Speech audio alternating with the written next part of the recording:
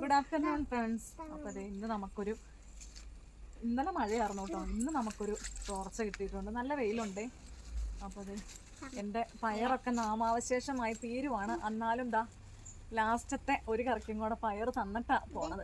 ചാഴിയൊക്കെ കയറി, പയറാണെങ്കിലും മഴയൊക്കെ ആയി പട്ടയിട്ട് പോയോലെ ആയേ.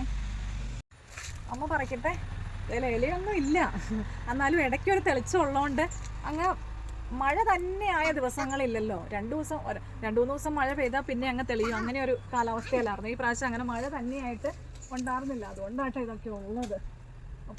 ഇങ്ങോട്ട് കയറുമ്പോൾ ഏതാണ്ട് ഒരു കാട്ടിലേക്ക് കയറണമല്ലോ, ഒരു തണൽ, ഭയങ്കര തണൽ. അതെനിക്കൊരു പറ്റിയതാണ്.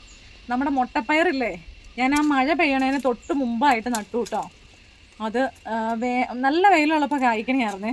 പക്ഷെ ഇത് പന്തൽ മൊത്തം, എനിക്ക് കോവലും പയറൊക്കെ പന്തലയിലുണ്ടായിരുന്നു, അതെല്ലാം കളഞ്ഞിട്ടതേ ഇപ്പം ഈ മുട്ടപ്പയറിൻ്റെ വേറെ കാരണം വേറെ പേരറിയത്തില്ല, മുട്ടപ്പയറെന്ന് എനിക്കറിയത്തുള്ളൂ. അപ്പോൾ അതാ മറ്റേ നിത്യവഴുതനയൊക്കെ ഉണ്ടായിരുന്നു, അതൊന്നും ഇപ്പം കാണുന്നില്ല.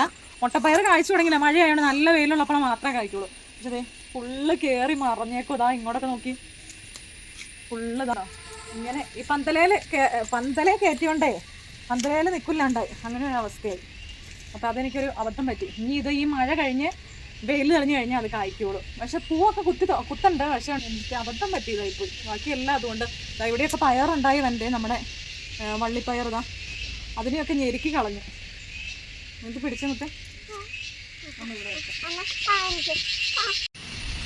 ഉണ്ടോ, കുറച്ച് നിത്യവഴുതന ചാടി പോകും കൊച്ചിൻ്റെ കയ്യിൽ നിന്ന്. കുറച്ച് നിത്യവഴുതനേ ഉള്ളത് മൊത്തം കാടായിട്ടുണ്ട്, ഫുള്ള് കാട. എനിക്ക് കയറാൻ പറ്റില്ലാത്ത രീതിയിൽ കാടായി.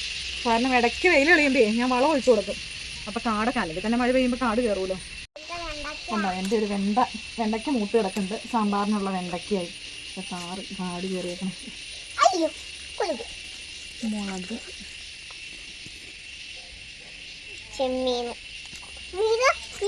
തോരനുള്ള മുളക് ഏതാടാ, അത് വിത്തല്ലേ, അതാണ് കേൾക്കട്ടെ.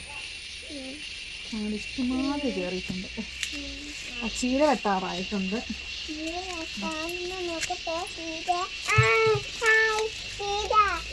ഇതിനൊക്കെ ഇനി വളം ഒഴിച്ചു കൊടുക്കണം. നമ്മുടെ ഇഞ്ചിയൊക്കെ ഉണ്ടോ, ഇഞ്ചി നട്ടതിന് വരിപ്പ് വെട്ടാറായി. മഴയൊക്കെ പെയ്ത് വരിപ്പൊക്കെ പോയി, ഫുള്ള് കാടായി. ഫുള്ള് കാട് കയറി, കാട് പറിച്ച് വളമൊക്കെ ഇട്ട് കൊടുക്കണം. കണ്ടോ, അപ്പോൾ അതാ ഇനിയുണ്ട് കേട്ടോ. അത്യാവശ്യം ഒന്നും പറിച്ചില്ലെങ്കിൽ എല്ലാം മൂത്ത് പോകും. ഇതെന്നായിരുന്നു ഇതിൻ്റെ പേര് മറന്നുപോയി. നമുക്ക് ആ നീല കടയിൽ നിന്നൊക്കെ നമുക്ക് നീല വഴുതന കിട്ടില്ല, എന്താ അതിൻ്റെ തന്നെ വെള്ളയാട്ടോ, വേണ്ടോ അതൊക്കെ ഉണ്ടായി. ഇതൊക്കെ പാടെ തീർന്ന് പറഞ്ഞു. ഇപ്പോൾ ഓൾറെഡി പുഴു ഉണ്ട് കേട്ടോ, പക്ഷെ പുഴു കാണില്ല, ഇല ഇങ്ങനെ ഇരിക്കണേ. പാടെ തീർന്നിട്ട് ഞാൻ അങ്ങനെ എന്തായാലും പോകുമല്ലേ, കട വെച്ച് വെട്ടി.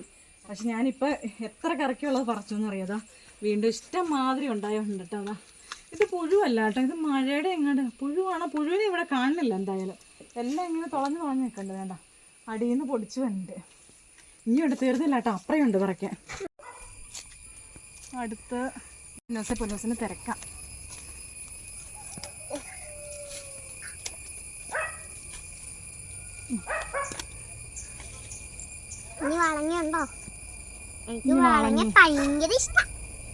ഇഷ്ടാണോ?